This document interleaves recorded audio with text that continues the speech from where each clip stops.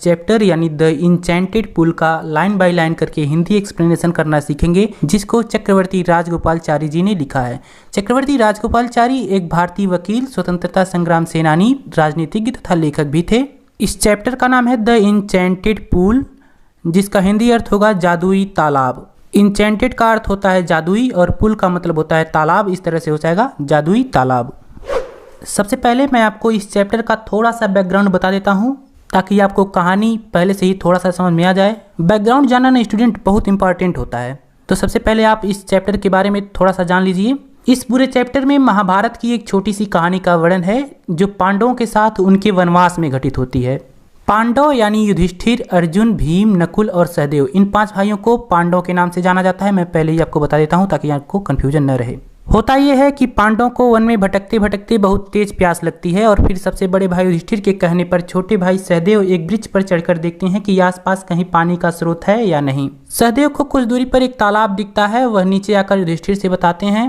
तो युधिष्ठिर नकुल को पानी लेने के लिए उस तालाब की ओर भेजते हैं। अब बहुत देर बाद नकुल पानी लेकर वापस नहीं आते हैं, तो फिर युधिष्ठिर सहदेव को भी उनके तलाश में भेज देते हैं।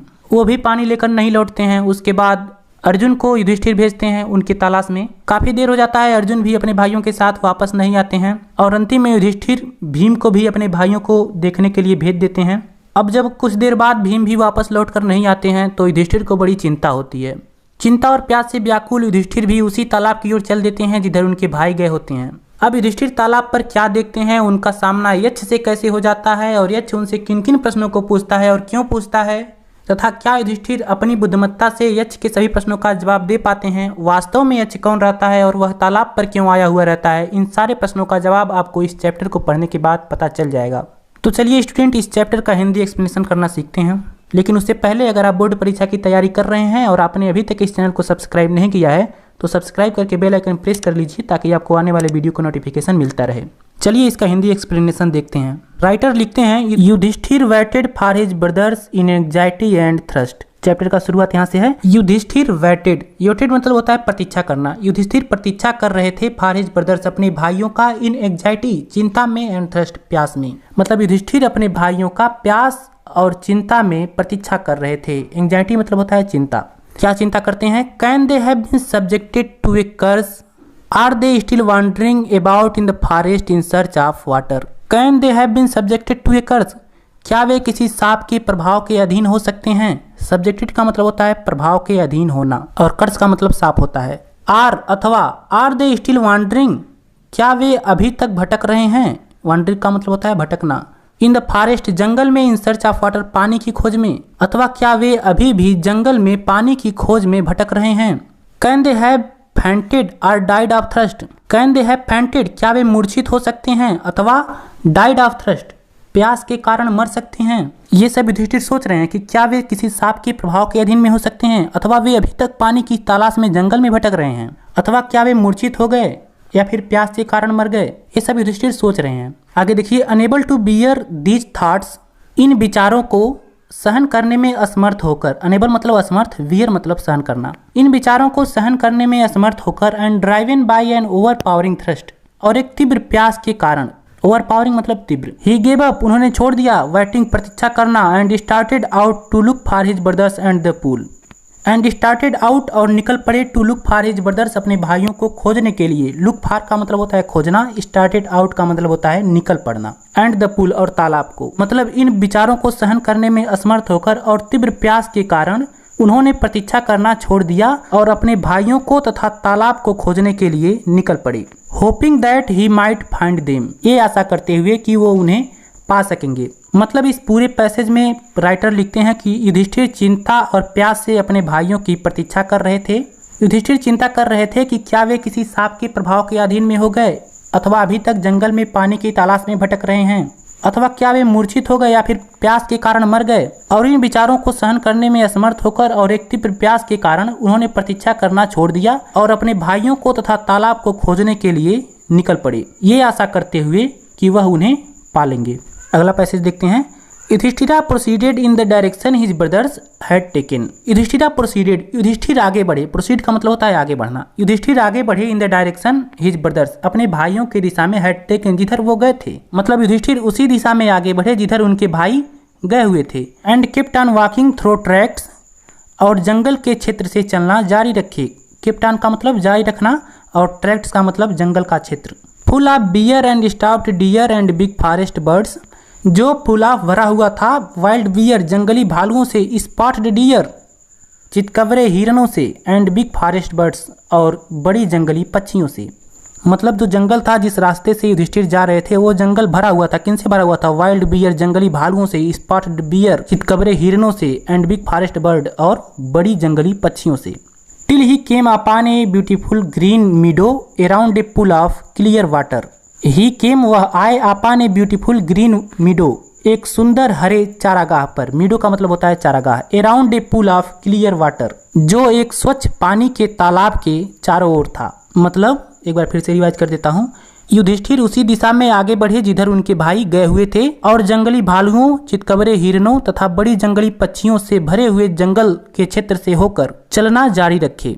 उसके बाद वह एक स्वच्छ पानी के तालाब पर पहुंचे जिसके चारों ओर एक सुंदर हरा चारागाह था। But when he saw his brothers lying there like flagpole, unable to restrain his grief, he lifted his voice and wept. But लेकिन वेन ही सा, जब उन्होंने देखा हिज ब्रदर्स अपने भाइयों को, लाइंग पड़े हुए लाइक दियर फ्लैगपोल, वहाँ पर एक खंभे की तरह, फ्लैगपोल का मतलब होता है खंभा।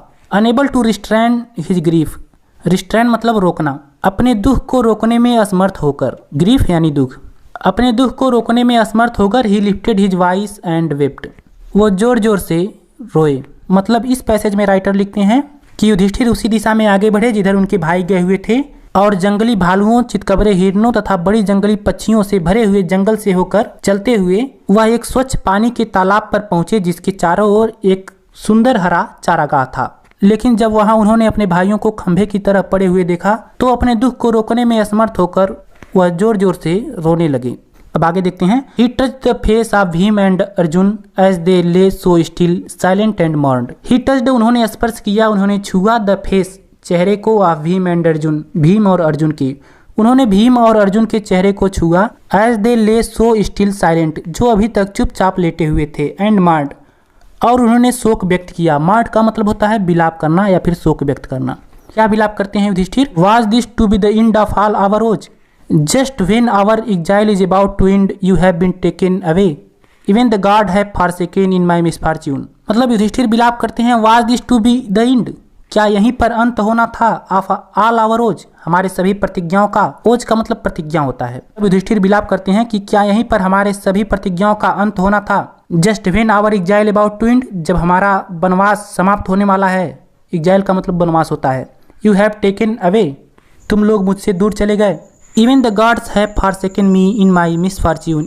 Even यहाँ तक कि gods, ईश्वर ने भी forsaken me, मुझे छोड़ दिया, in my misfortune, मेरे दुर्भाग्य में। यहाँ तक कि ईश्वर ने भी मेरे दुर्भाग्य में मुझे छोड़ दिया। मतलब युधिष्ठिर विलाप करते हैं कि क्या यहीं पर हमारे सभी प्रतिज्ञाओं का अंत होना था। जब हमारा वनवास अंत होने वाला है तो तुम लोग मुझसे दूर चले गए और यहाँ तक कि ईश्वर ने भी मुझे मेरे दुर्भाग्य में छोड़ दिया।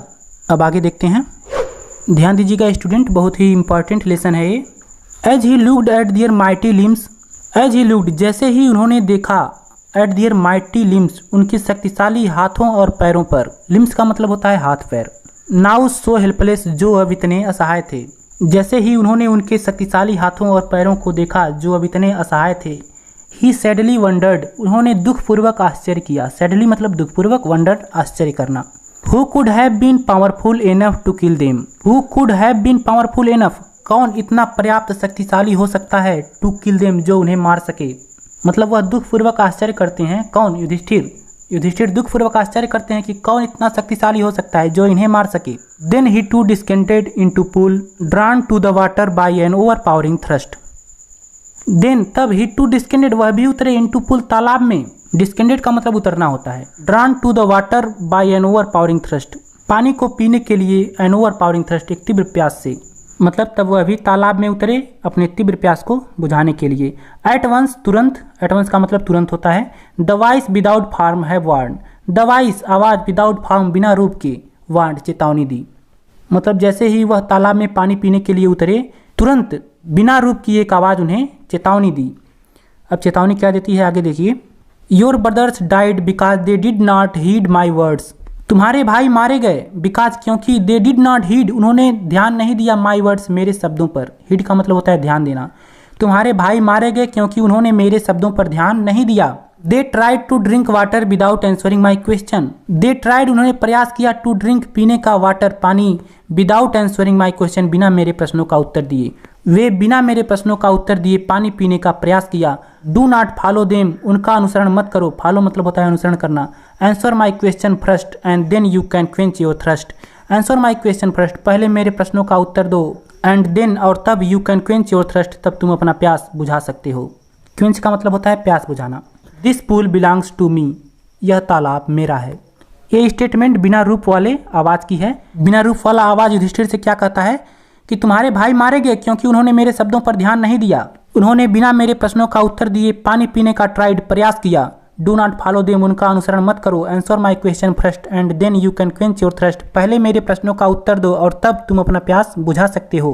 This pool belongs to me, यह तालाब मेरा है। आगे देखते हैं। It did not take Yudhishthira a moment to understand that these could be none other than the words of a H. It did not take Yudhishthira a moment to understand. इसे समझने के लिए युधिष्ठिर ने एक पल भी नहीं लिया। मोमेंट का मतलब होता है पल। दैट की these could be none other, यह कोई और नहीं हो सकता। देन द वर्ड्स ऑफ एच, एक यच के शब्दों के अलावा। मतलब युधिष्ठिर ने इसे समझने में एक भी पल नहीं लगाया कि ये शब्द एक यच के शब्दों के अलावा और किसी का नहीं हो सकता। एंड गेस्ड, और अनुमान लगाया।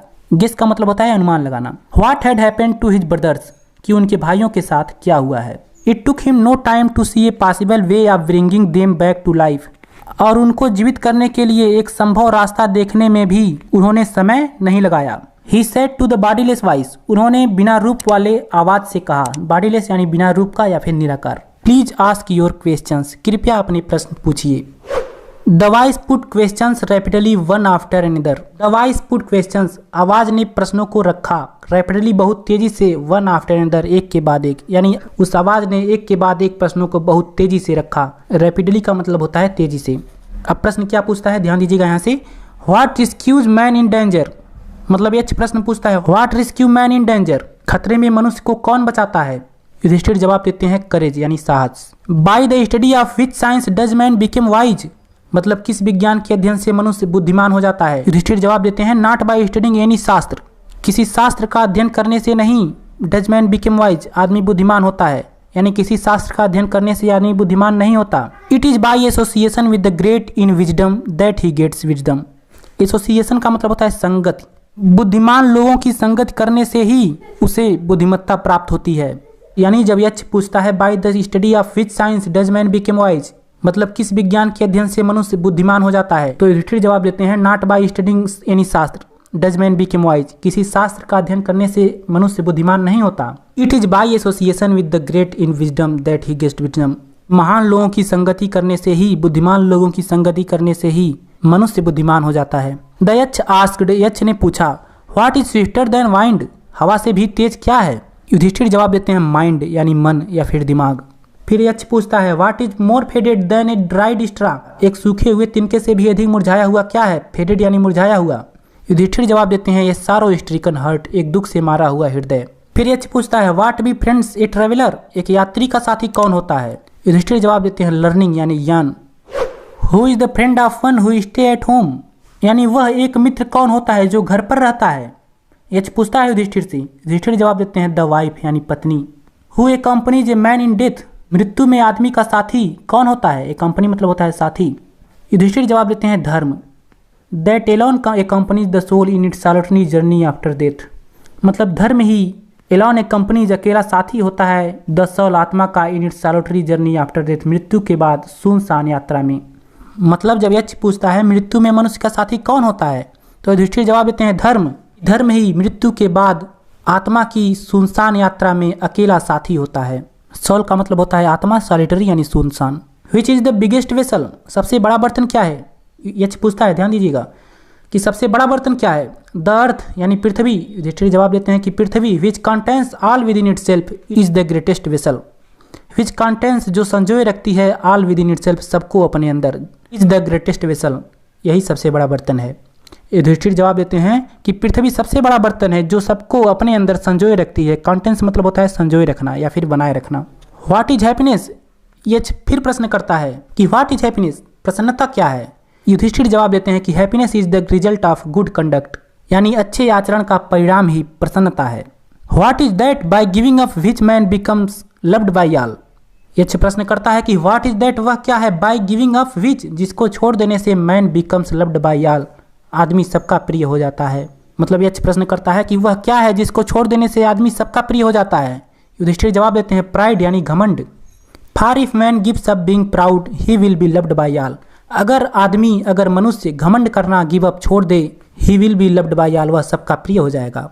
What is the loss which its joy not sorrow. Yaksha पूछता है युधिष्ठिर से कि व्हाट इज द लॉस, क्या हानि है, विच जो इल्स प्रदान करती है, जॉय खुशी, नॉट सारो दुख नहीं, यानी ऐसी कौन सी हानि है जो प्रसन्नता प्रदान करती है, दुख नहीं, या फिर वह कौन सी हानि है जिसको नष्ट हो जाने से प्रसन्नता प्राप्त होती है, दुख नहीं। तो युधिष्ठिर जवाब देते हैं एंगर, यानी क्रोध। If we give up being angry we will no longer be subjected to sorrow. यदि हम गिव अप छोड़ दें, बीइंग एंग्री नाराज होना, यदि हम नाराज होना छोड़ दें, we will no longer be subjected to sorrow, हम लंबे समय तक दुख के संपर्क में नहीं रहेंगे। गिव अप हर जगह आ रहा है, इसका मतलब होता है छोड़ देना।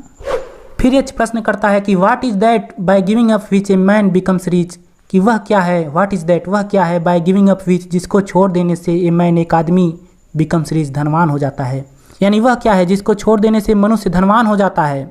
युधिष्ठिर जवाब देते हैं डिजायर, यानी इच्छा।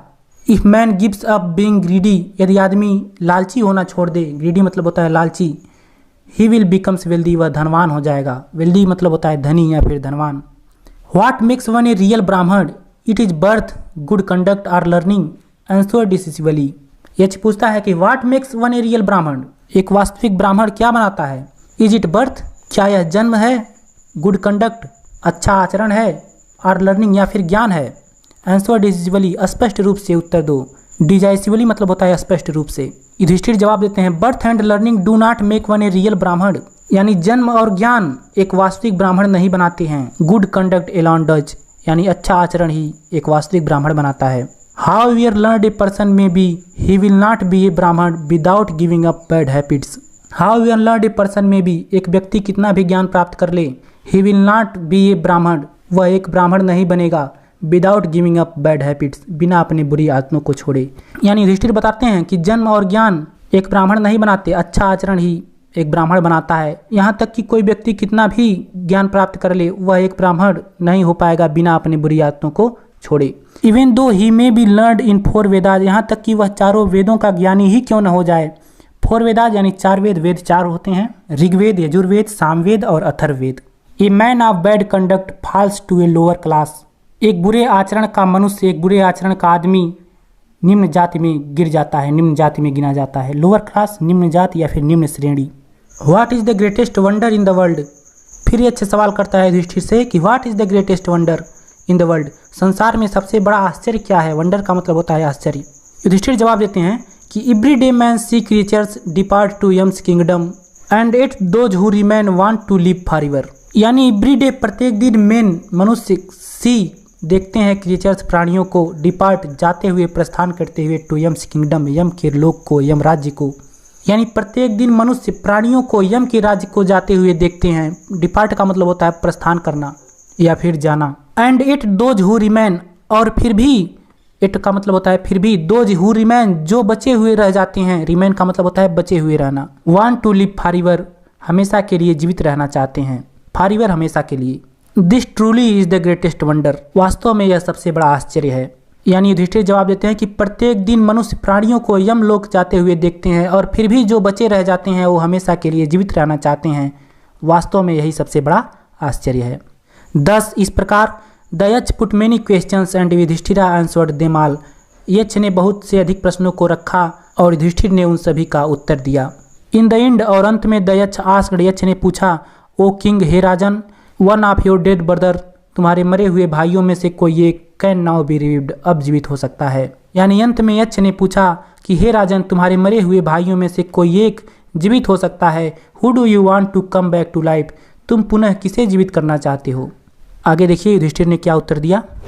It took Yudhishthira a moment to think, यानी युधिष्ठिर ने एक पल के लिए सोचा, एंड देन, और तब, ही विश्ड, वह इच्छा प्रकट किए, दैट की, the cloud complexioned lotus eyed broad chested and long armed लकुन lying like a fallen ebony tree might arise.